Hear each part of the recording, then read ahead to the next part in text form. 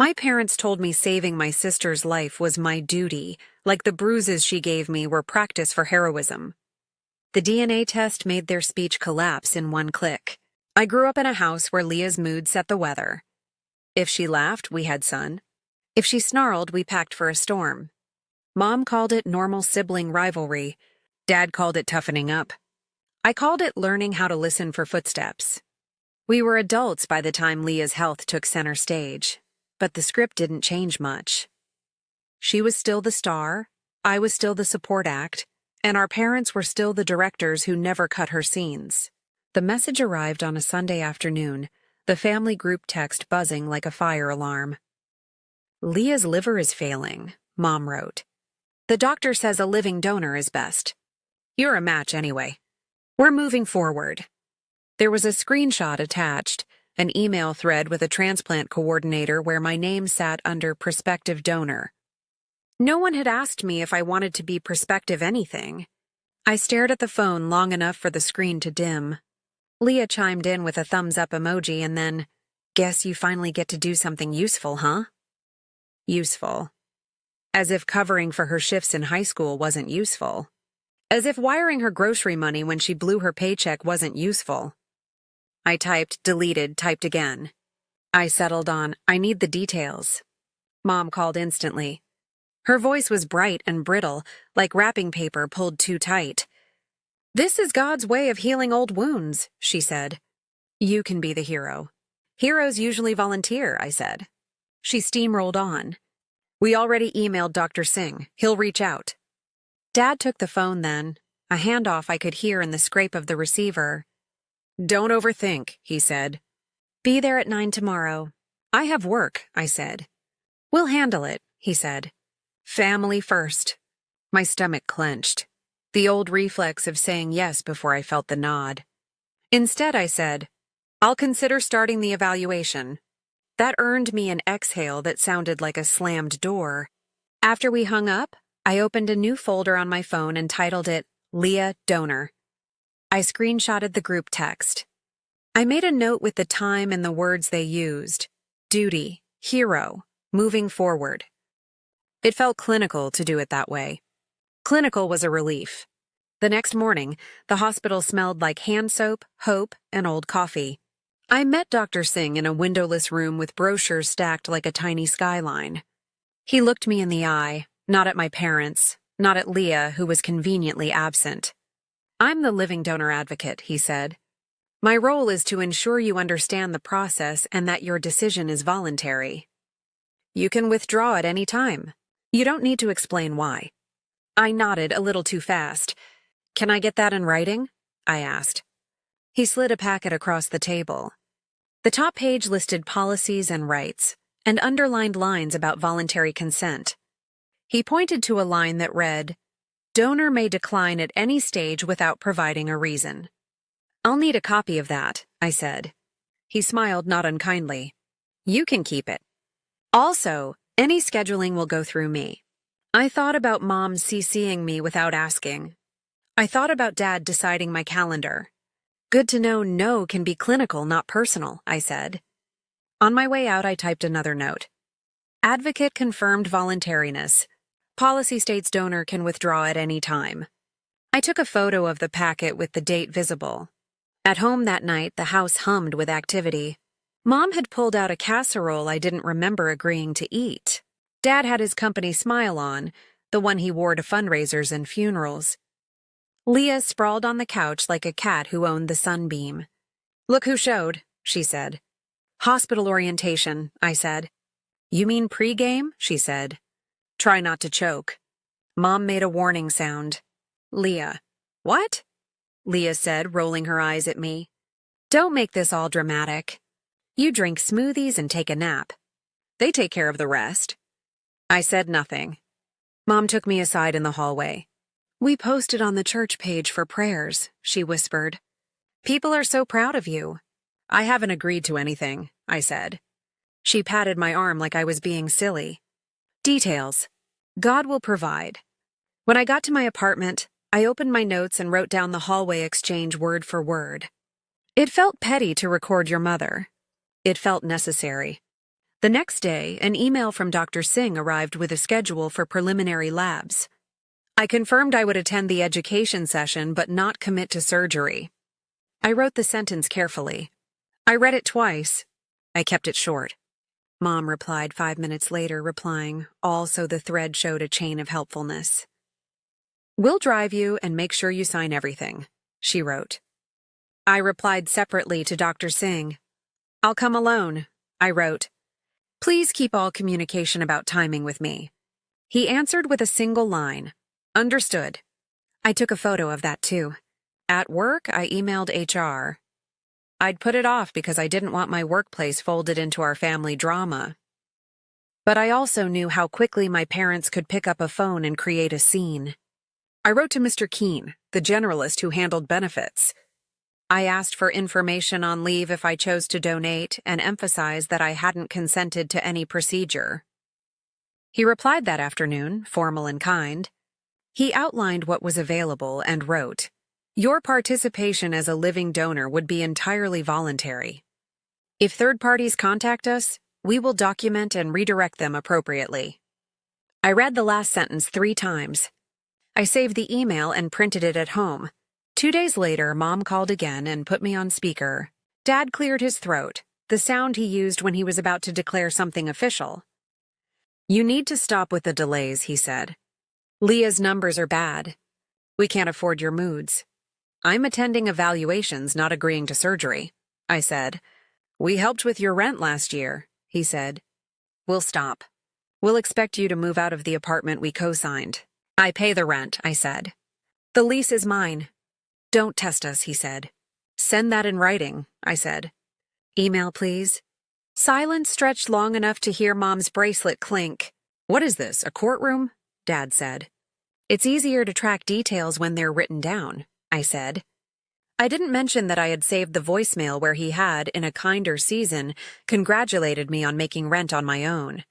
After we hung up, I made a small transfer to my savings account and labeled it Move Fund.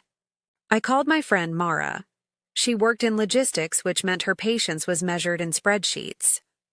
"Start a folder," she said when I told her what was happening. "Started," I said. "Keep it boring," she said. "Boring wins." We met for coffee at a place with chipped mugs and a habit of overfilling them. I gave her the gist and she listened, doing the thing where she barely nods so I feel like the words settle somewhere solid. "Right after every call," she said. "Dates, times, quotes. No paragraphs, just bullets." I went home and did that, adding arrows and timestamps and occasionally a one-word note like ridiculous when I needed a pressure valve. The evaluation process moved forward in small antiseptic steps. I sat in a waiting room with outdated magazines and a poster of a smiling couple holding hands. I answered questions about my health, my habits, my history. Dr. Singh asked about support systems. "I have friends," I said, "and a complicated family." He wrote something down. "We check for coercion," he said. "It happens." "I figured," I said. He gave me more handouts. I put the stapled stack in my bag like it was armor. On the 3rd day of appointments, I got a text from Leah. "Doctor says timing matters. Don't drag your feet."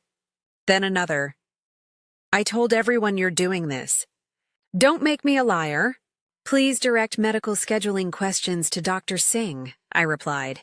She sent a laughing emoji and then a longer message where she described me in words I didn't need to screenshot to remember. I screenshotted anyway. When I got home, I opened a box I had never fully unpacked. It had my high school yearbook, old photos, and a kit I had ordered months earlier out of idle curiosity. The kind you mail away for and get a pie chart of your ancestors' travel habits. I had almost forgotten about it. I had spit in that tube on a night when I was bored and curious about surnames.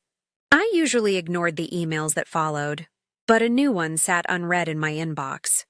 "Your updated results are ready," it said. I clicked without expecting anything besides a pie chart and dubious recipes. A page loaded with percentages and a list of potential relatives. Under immediate family, there was no Leah. There were second cousins and a lot of names I didn't recognize, but no sister. I refreshed the page. I logged out and logged back in. I checked the support section, which in polite terms said, "Sometimes the family rumor mill breaks." I sat back and looked at my ceiling. It was a very plain ceiling. I called Mara. "I think Leah isn't my biological sister," I said. Mara didn't gasp. She waited a beat. "What makes you think that?" I described the screen and the lack of Leah on it. "It's not a legal document," I said. "But it's something." "It's a breadcrumb," she said. "Collect more. Dates, timelines." I called Aunt Nora next. We weren't close. She was Mom's older sister, the one who overshared at weddings and cried at commercials. But she had a memory like a ledger. "Do you remember Mom's pregnancy with Leah?" I asked her. She paused. "Why are you asking?" "I'm trying to confirm a timeline," I said. She sighed. "Your mother and I haven't talked about those years in a long time." "We don't have to talk about those years," I said. "Just months." Another sigh. Then, "Your mother was showing by Thanksgiving that year. Your father was out of the country a lot around then. He was on those sales trips. Do you remember when Leah was born?" I asked. She told me the month and day. I did the math while we spoke. The numbers did not respect Dad's travel calendar. Aunt Nora added carefully, "Families are complicated." "I have a policy packet that agrees," I said. She gave a surprised little laugh. "Your mother will not like this conversation." "I'm sure she won't," I said. We agreed to see each other soon. I asked her to put what she remembered in an email. She said she would try. The next night, Mom invited me to dinner. "Family only," she said. No excuses. I arrived to a table set like a holiday. Mom had put out her good dishes. Dad wore a jacket. Leah had made an effort that translated to clean jeans. We ate food I didn't taste. At dessert, I put my phone on the table next to my water glass. "I have something to share," I said. Mom's smile tightened. I told them about the consumer DNA test. I told them the results suggested Leah and I were not biologically related. Leah laughed, short and sharp. "Those tests are stupid," she said. Dad went still.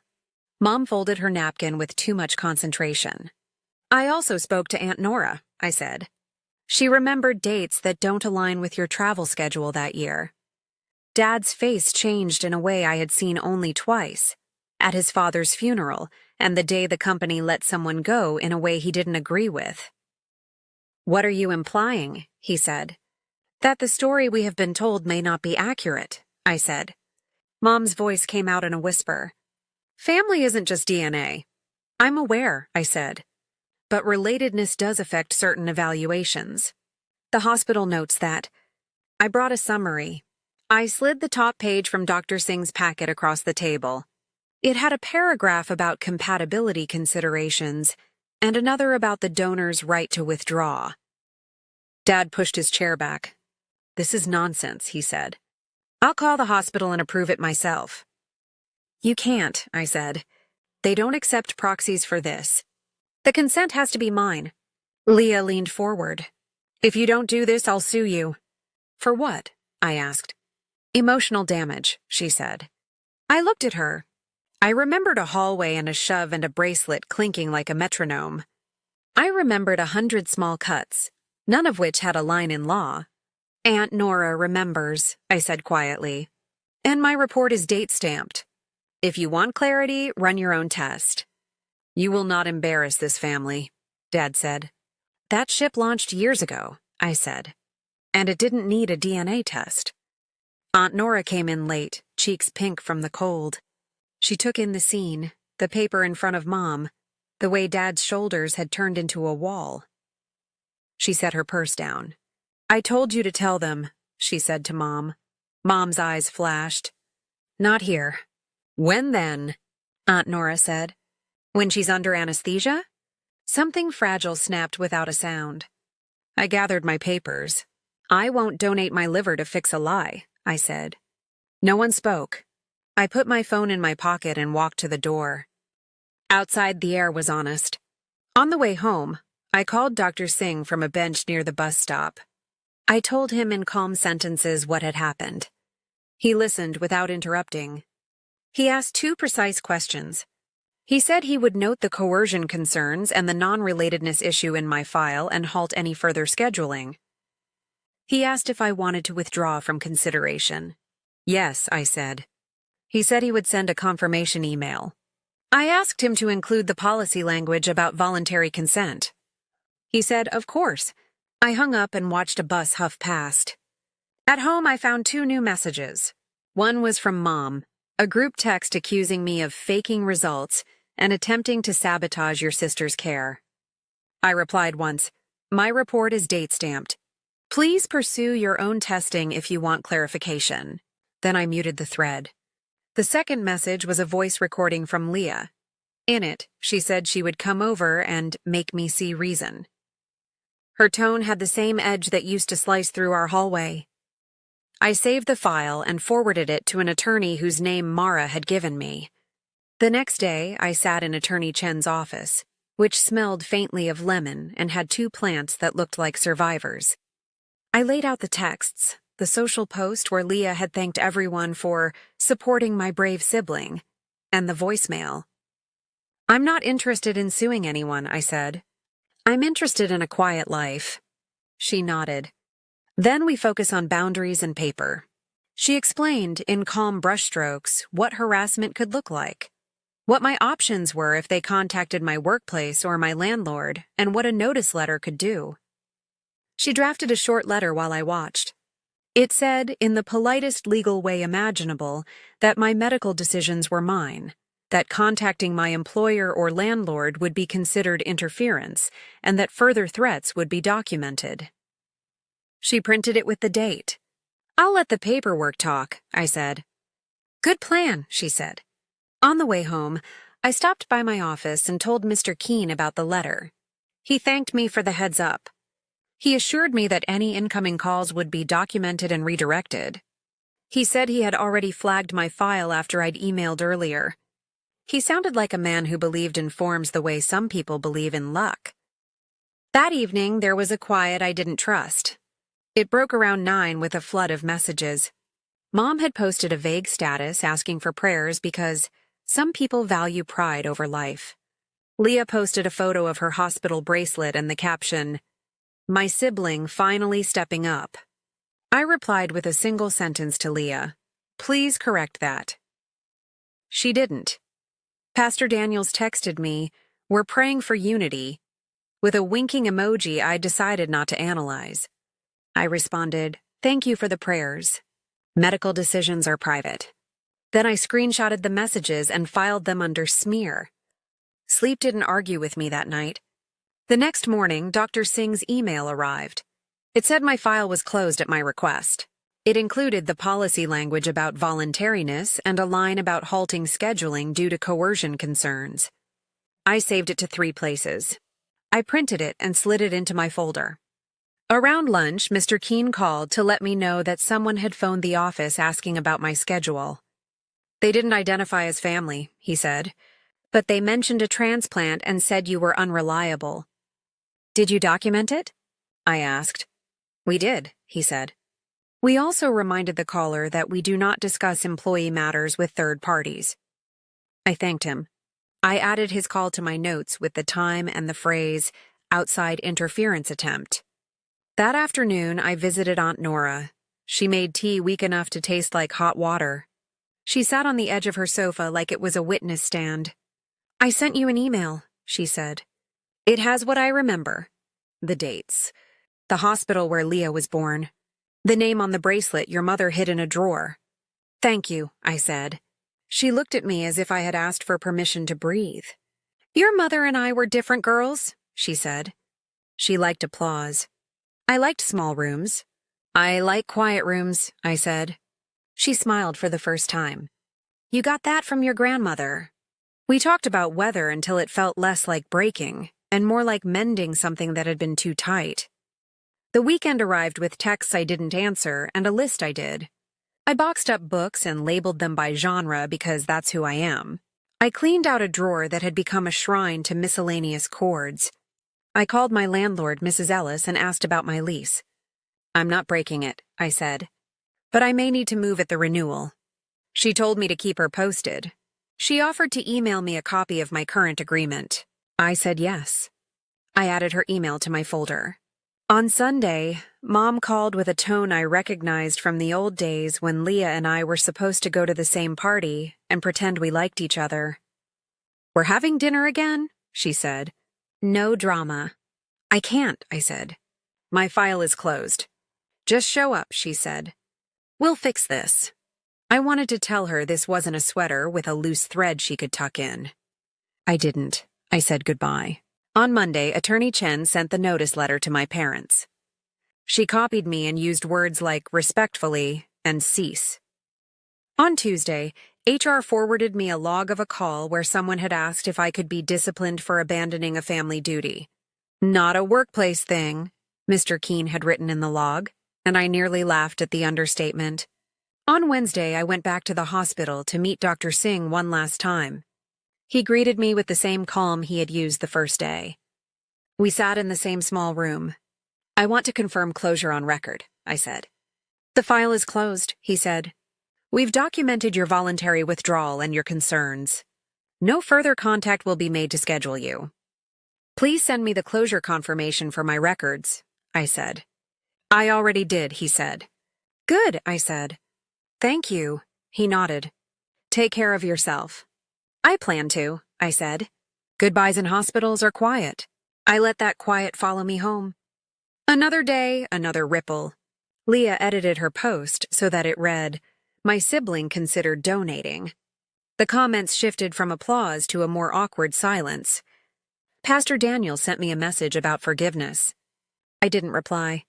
Dad left the group chat without a word, the small modern gesture of closing a door. Mom sent a long message that sounded like an apology had tried to grow up and got lost on the way. It included the words regret and family and disappointed in your choices. I read it once. I archived it. I told Mara I was moving at the end of my lease. She showed up with boxes and a label maker. We packed with the efficiency of ants. We rented a tiny storage unit that smelled like concrete and dust. I put 3 boxes in there: books, winter coats, the folder. When we finished, we sat on the floor and ate pizza off napkins. "Are you okay?" she asked. "I'm steady," I said. "You're good at that," she said. "It's a learned skill," I said. The following week, I drove to my parents' house to pick up a box of childhood things Mom said was taking up space in her hallway. I parked in the street. I texted that I was outside. Dad carried the box out to me. He set it on the curb. He didn't look at me. "Thanks," I said. He nodded once and went back inside. At home, I opened the box. On top lay a small heirloom necklace I had been given at a birthday where Leah made a speech that included the words, "She'll always be my little sister," spoken like a promise and a curse. The necklace had belonged to my grandmother. I held it for a minute. Then I put it in a padded envelope with a short note. "Please keep this in the family," I wrote. I mailed it the next morning. The post office clerk weighed the envelope and stamped it. The whole transaction took 2 minutes. It felt like a decade. On my last week in the apartment, I cleaned like I was preparing it for a stranger. Mrs. Ellis came by to check a repair and asked how I was doing. "Fine," I said. "Moving soon?" She nodded. "The new place will be good," she said, as if she knew where it was. Maybe she did. Maybe landlords have prophecies. I taped my last box. I put my folder inside my backpack and kept it within arm's reach. I didn't hear from Leah directly again. She posted photos with friends. She posted inspirational quotes about betrayal that probably helped someone, somewhere. One afternoon, a cousin texted me, "Is it true?" And I responded, "What do you mean?" They said, "You and Leah," and I wrote, "Families are complicated," and left it at that. Aunt Nora sent me one more email. It was 2 lines long. "I'm sorry you had to be the adult," she wrote. "I'm proud of you." I put that message in the folder too. I wish there were a tidy end to give you. A hearing, a speech, a certificate of absolution. Instead, there were emails and a closed file and a returned necklace and a key to a different door. I kept my job. HR never had to enforce anything beyond documenting 2 calls and filing 1 letter. The hospital never contacted me again. Mom tried once to coax me into coffee. I want to explain, she wrote. I don't need an explanation, I wrote back. I need space. I set rules for myself that felt like soft fences. Requests in writing. No conversations after 9 p.m. Answer only what is asked. Pause before responding.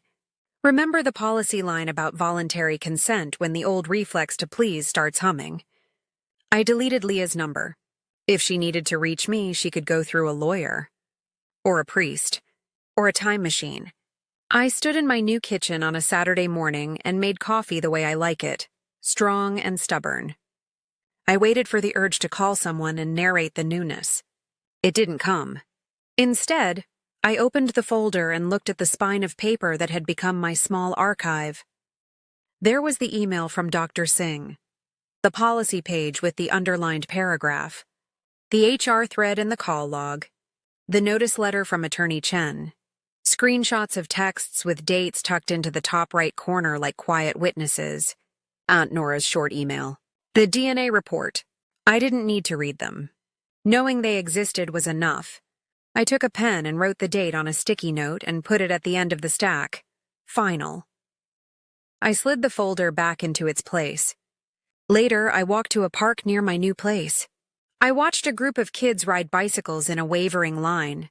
One of them wobbled and set a foot down. Another came back and put a hand on the first kid's shoulder. Then they pushed off together. I'm not sentimental, but it was nice to see teamwork that didn't require a martyr. On my way home, I passed a church and thought of Pastor Daniel's message. Unity is a lovely word. So is boundary. My phone buzzed once in my pocket. It was an email from the hospital, a generic patient satisfaction survey generated by a machine that did not know where my heart had been. I deleted it. The evening settled the way good evenings do, quietly and without performance. I made dinner for one and didn't apologize to the air. The doorbell didn't ring. The phone didn't erupt. The world did not require me to save anyone. I told myself I would keep a small folder, DNA report, hospital closure email, HR thread, as my quiet record. Then I would stop adding to it. And then I did. The truth didn't fix us, but it freed me.